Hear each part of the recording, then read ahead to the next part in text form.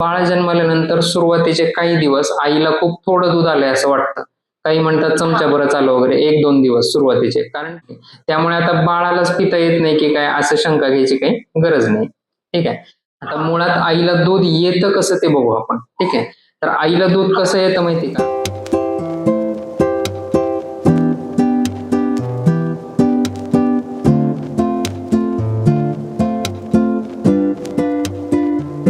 दुसरी गोष्ट, बाळाने पोटामध्ये 32 आठवडे पूर्ण केले की नाही, म्हणजे 8 महिने, की प्रत्येक बाळाला स्वतः अंगावर ओढून दूध पिता येतं. ठीक आहे. आणि त्याचप्रमाणे आईला दूध कधी यायला सुरू होतं, जेव्हा बाळ पोटामध्ये 12 आठवडे पूर्ण करतो, तेव्हा आईला दूध आपोआप म्हणजे अंगामध्ये भरायला सुरू होतं. त्याला आपण म्हणतो कोलोस्ट्रम. ठीक आहे. ते घट्ट असतं खूप. आणि ते घट्ट असतं म्हणूनच काय होतं, की बाळ जन्मल्यानंतर सुरुवातीचे काही दिवस आईला खूप थोडं दूध आलंय असं वाटतं. काही म्हणतात चमच्याभरच आलं वगैरे, 1-2 दिवस सुरुवातीचे. कारण ते कमी का असतं? कारण ते खूप घट्ट असतं. कारण त्यात खूप जास्त रोगप्रतिकार शक्ती असते. ठीक आहे. त्यामुळे ते कमी असतं. तर हे सुरू कधी होतं तयार व्हायला? तर जेव्हा बाळ पोटामध्ये 3 महिने पूर्ण करतं तेव्हा. आता तुमचं बाळ 36 वीकर असल्यामुळं जेव्हा त्याचा जन्म झाला तेव्हा त्याला तुम्हाला पण दूध आहे आणि दुसरी गोष्ट बाळाला सुद्धा स्वतः इंडिपेंडेंटली अंगावर पिता येतं. ठीक आहे. या 2 गोष्टी. त्यामुळे आता बाळालाच पिता येत नाही की काय असं शंका घ्यायची काही गरज नाही. ठीक आहे. त्यानंतर आता दुसरा प्रॉब्लेम, दूध कमी येतंय. आता मुळात आईला दूध येतं कसं ते बघू आपण. ठीक आहे. तर आईला दूध कसं येतं माहिती का? तर 2 प्रकारचे रिफ्लेक्स असतात. ठीक आहे. तुमचं शिक्षण काय झालंय? ओके. म्हणजे तुम्ही ग्रॅज्युएट आहात. ठीक आहे. हां. तर तर रिफ्लेक्स असतात बरं का 2 प्रकारचे. एक म्हणजे प्रोलॅक्टिन आणि दुसरा ऑक्सिटोसिन. ठीक आहे. थोडक्यात एकदम सोप्या भाषेत बघूयात आपण. हे रिफ्लेक्स म्हणजे काय? थोडक्यात सायकल आहे. बरं का. जसं आपण बटन दाबलं की लाईट लागते. आहे की नाही? बटन दाबलं तरच लाईट लागते. आपण जर बटनच दाबलं नाहीये आणि आपण म्हणतोय अरे लाईट कसं काय लागत नाही?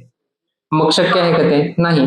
म्हणजे लाईट लागायची असेल, ते सर्किट पूर्ण व्हायचं असेल तर काय महत्वाचं आहे, आधी बटन दाबलं पाहिजे आपण. ठीक आहे. तर सेम असंच एक सर्किट हे आईच्या शरीरामध्ये असतं. ठीक आहे. त्याला आपण म्हणतो रिफ्लेक्स मेडिकल लँग्वेजमध्ये. तर आता हे रिफ्लेक्स 2 प्रकारचे आहेत. एक प्रोलॅक्टिन आणि एक ऑक्सिटोसिन. पी आणि ओ असं म्हणू. ठीक आहे. पी वाला जो रिफ्लेक्स आहे प्रोलॅक्टिन, तर तो दूध तयार करतो आणि ओ वाला जो रिफ्लेक्स आहे म्हणजे सर्किट ऑक्सिटोसिन, तो तयार झालेलं दूध हे बाळ अंगावर पिताना बाळाच्या तोंडामध्ये सोडतो, म्हणजे स्तनातून दूध बाहेर येतं त्याने. ठीक आहे. आपोआप बाहेर येतं. कारण काय होतं ते बघूयात आपण. तर जेव्हा बाळ अंगावर ओढायला लागतं आईच्या अंगावर, तेव्हा आईचे निपल्स स्टिम्युलेट होतात बाळाच्या ओढण्यामुळे आणि त्यामुळे काय होतं, या सर्किट मधून म्हणजे नर्व्स मधून किंवा नसांमधून आईच्या ब्रेनला सिग्नल मिळतो की बाळ आता अंगावर पितंय आणि आता आपण दूध तयार केलं पाहिजे किंवा तयार झालेलं दूध बाहेर काढलं पाहिजे.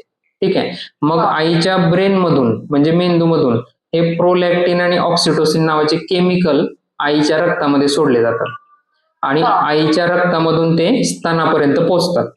ठीक आहे. आता स्तनांमध्ये काय होतं, मग हा पी जो आहे प्रोलॅक्टिन, ह्या केमिकल मुळे नवीन दूध तयार व्हायला सुरुवात होते. ठीक आहे. स्तनांमध्ये ज्या दुधाच्या पिशव्या असतात त्यामध्ये. आणि ओ जो आहे ऑक्सिटोसिन, यामुळे काय होतं की या पिशव्यांचं आकुंचन होतं म्हणजे कॉन्ट्रॅक्शन होतं आणि स्तनांमधून आपोआप दूध बाहेर येतं बाळाच्या तोंडामध्ये. ठीक आहे. आणि मग बाळ ते पितं. मग याचा अर्थ काय आहे की जर आईच्या स्तनांमध्ये दूध तयार व्हायचं असेल आणि ते बाहेर पण यायचं असेल तर काय गरजेचं आहे, बाळाने अंगावर पिणं गरजेचं आहे. ठीक आहे. कारण बाळाने अंगावर पिलं तरच हे सर्किट चालू होतील प्रोलॅक्टिन आणि ऑक्सिटोसिन रिफ्लेक्सचे आणि तरच दूध तयार होईल आणि तरच ते बाहेर पडेल. म्हणजे बाळाने जर अंगावर प्यायचं बंद केलं तर मग हे रिफ्लेक्स पण घडणार नाहीत आणि आईला दूध पण येणार नाही. ठीक आहे. किंवा असलेलं दूध बाहेर पडणार नाही. बरोबर. त्यामुळं आता तुमच्या बाबतीत काय झालंय, तुम्ही कमी वेळा अंगावर लावताय. ठीक आहे. दिवसातून 3-4 वेळाच अंगावर लावताय. त्याचं कारण आहे की बाबा अरिओलावर क्रॅक्स आहेत आणि त्यामुळं तुम्हाला खूप पेन होतो बाळाने अंगावर ओढताना. ते एक म्हणजे इनिव्हिटेबल कारण आहे. म्हणजे कुठल्याही आईला खूप त्रास होत असेल तर ते तसं कमी करणार पाजायचं. तर त्यामुळे काय होतं, हे रिफ्लेक्सेस कमी घडतात आणि त्यामुळे दूध कमी होतं. मग आता आपल्याला दूध वाढवायचं असेल तर काय करावं लागेल, जास्त वेळा अंगावर लावावं लागेल. हा, म्हणजे काय होईल, हे जे सर्किट्स आहेत प्रोलॅक्टिन आणि ऑक्सिटोसिन हे सतत घडत राहतील. जेवढ्या वेळा तुम्ही अंगावर लावाल, दर 2 तासाला अंगावर पाजलं तर काय होईल, दर 2 तासाला आईच्या मेंदूला कळेल की बाळाला दुधाची गरज आहे, बाळाला दुधाची गरज आहे. म्हणजे दिवसातून 12 वेळा कळेल. एक तासाला अंगाला लावलं तर काय होईल, दिवसातून 24 वेळा कळेल. आणि जेवढं जास्त वेळा आईच्या मेंदूला कळत राहील की बाळाला दुधाची गरज आहे, बाळ अंगावर पितंय, तेवढं हे प्रोलॅक्टिन आणि ऑक्सिटोसिन रिफ्लेक्स वाढत जातील. ठीक आहे, आणि तेवढं आईचं दूध पण वाढत जाईल. ठीक आहे, आता याला किती वेळ लागेल, तर मे बी ते 2 गोष्टीवर डिपेंड आहे. आई किती वेळा अंगावर लावते आणि दुसरं आईची मनस्थिती कशी आहे. आता मनस्थिती का म्हणले मी, कारण प्रोलॅक्टिन आणि ऑक्सिटोसिन हे हॉर्मोन कुठून सोडले जातात, आईच्या ब्रेन मधून. ठीक आहे, आणि आपलं सर्वांचं मन सुद्धा कुठं असतं, आपल्या ब्रेन मध्ये असतं, मेंदूमध्ये.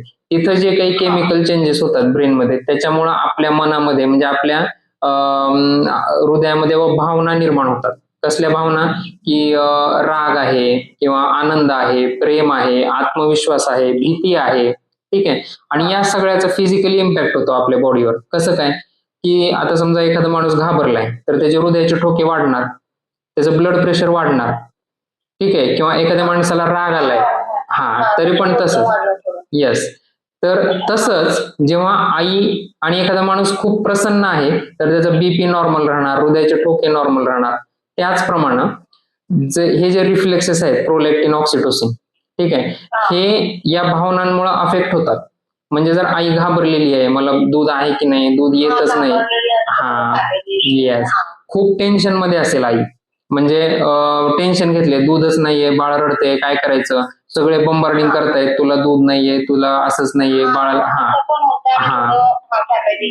येस येस, तर त्यावेळी काय होतं, आईच्या मनातल्या या निगेटिव्ह भावनांमुळे हे दोन्ही रिफ्लेक्स सप्रेस होतात, कमी होतात.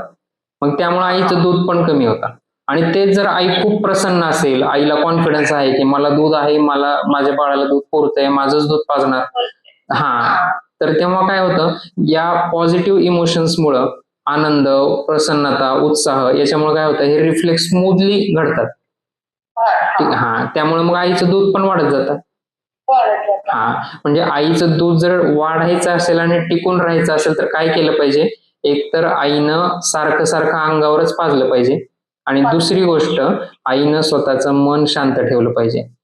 ठीक आहे, मन प्रसन्न ठेवलं पाहिजे, आणि घरच्यांनी सुद्धा काय केलं पाहिजे, आईला सपोर्ट केला पाहिजे, तिला चांगलं बोललं पाहिजे, पॉझिटिव्ह, तुला दूध आहे, तुझं दूध वाढेल, ठीक आहे, कालपेक्षा छान बाळ पितंय, आणखी वाढेल, असं चांगलं बोललं पाहिजे, जेणेकरून की आईच्या सबकॉन्शियस माइंड मध्ये सुद्धा हेच फीड होईल की आईला दूध आहे, आणि त्यामुळं खरंच दूध वाढेल आईचं. आपल्याला काय कळालंय सध्या, की आईचं दूध टिकायचं आणि वाढायचं असेल तर बाळांना अंगावर सतत पिणं महत्वाचं आहे, आणि दुसरी गोष्ट, आईनं स्वतःचं मन शांत ठेवणं, आनंदी ठेवणं गरजेचं आहे, आणि घरच्यांनीही घरातलं वातावरण सकारात्मक ठेवणं गरजेचं आहे.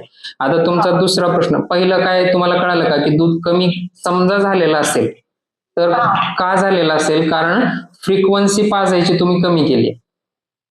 ठीक आहे, फ्रिक्वेन्सी मग नॉर्मल किती वेळा पाजलं पाहिजे, तर कमीत ऑन डिमांड पाजलं पाहिजे बाळाला, म्हणजे जेव्हा बाळाला भूक लागेल तेव्हा अंगावर पाजलं पाहिजे आईने, पण कमीत कमी 2 तासातून एकदा तरी पाजलं पाहिजे. ठीक आहे, हा, म्हणजे दिवसातून किती, 12 वेळा, पण तुमचं कसं झालंय 3-4 वेळाच पाजताय. हा, अंगावर लावलंच पाहिजे, दूध टिकवण्यासाठी आणि वाढवण्यासाठी. ठीक आहे, मग दुसरी गोष्ट, त्यामुळे एक कमी झालेलं असू शकतं, झालेलंच असेल असं काही नाही. ऑलरेडी तुम्ही म्हणताय की दुधाच्या धारा येतात, याचाच अर्थ आईला अजूनही दूध आहे. ठीक आहे, हा, म्हणजे दूध आहे एवढं तरी आपल्याला कन्फर्म आहे. ठीक आहे, आता दुसरं, पंपने काढून पाहिलं तर कमी येतं,